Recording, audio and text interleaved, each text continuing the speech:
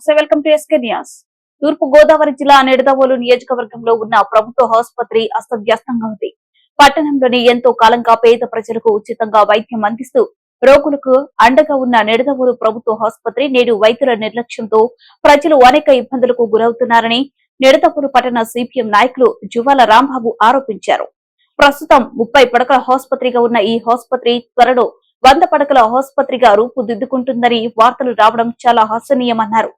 ఈ సందర్భంగా ఆయన మాట్లాడుతూ ప్రభుత్వ ఆసుపత్రిలో వైద్యులు ఇతర నియోజకవర్గాల నుండి రావడం వల్ల రోగులకు తగిన సమయంలో వైద్యం అందించలేకపోతున్నారని ఆరోపించారు. సుమారు వివిధ విభాగాలకు చెందిన 8 మంది ప్రభుత్వ వైద్యులు ఆసుపత్రిలో పనిచేస్తున్నప్పటికీ ఒక్కరు కూడా నిడదవోలులో నివాసం ఉండకపోవడం చాలా విచారకరమని, ఈ నిర్లక్ష్యం వల్ల పేద ప్రజల ప్రాణాలకు విలువ లేకుండా పోయిందని అన్నారు. ఎక్కువగా వైద్యం చేయించుకోవడానికి పేద ప్రజలు ఆసుపత్రికి వెళ్తుంటే ఇక్కడ సరైన సదుపాయం లేదు అని రాజమండ్రి ఆసుపత్రికి రిఫర్ చేయడం, రోగులతో వచ్చిన బంధువుల పట్ల చీదరింపుగా మాట్లాడటం వంటి చర్యలకు ఇక్కడ వైద్య సిబ్బంది అలవాటు పడుతున్నారన్నారు.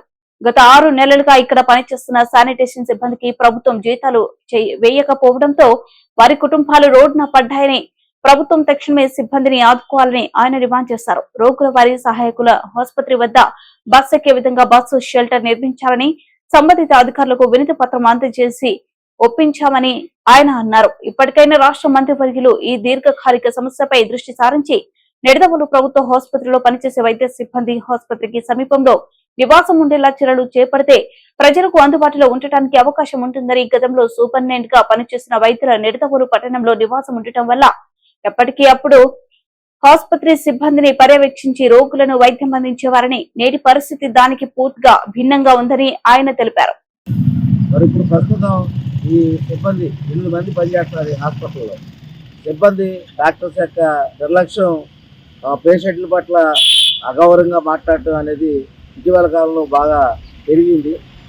ఇక్కడ సమస్య ఏంటంటే ఇక్కడున్న డాక్టర్స్ అందరూ కూడా స్థానికంగా నివాసం ఉండడం లేదు. గతంలో డాక్టర్స్ కొంతమంది ఒకరిద్దరు ఇక్కడ లోకల్గా ఉండడం వల్ల సకాలంలో ఎవరికైనా ఏదైనా ప్రమాదం జరిగితే వచ్చి వెంటనే స్పందించి వైద్యం అందించి ప్రాణాలు కాపాడే పరిస్థితి ఉండేది.